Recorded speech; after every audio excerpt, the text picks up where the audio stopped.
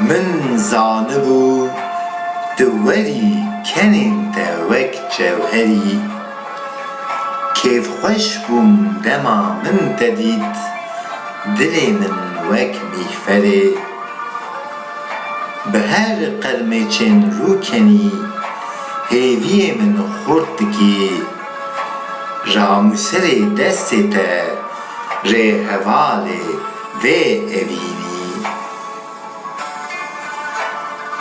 ger tu xemgîn qet nebî rihê min pirpirînî di rêya vê keda evînê her ku tu ji dil bî ez ê wekî bilbilê şev û roj bi her du rêvê bistrim hêstin wekevî wekî rewşenbîrekê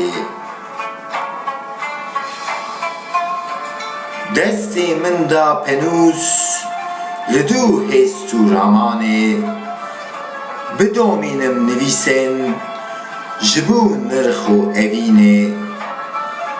ti car veneqete ji vî dilê ya bi tep û her repê jîna min ya her demê hêviyên ji dilê tê ew hêviyên min û te dibe ronahiya jiyanê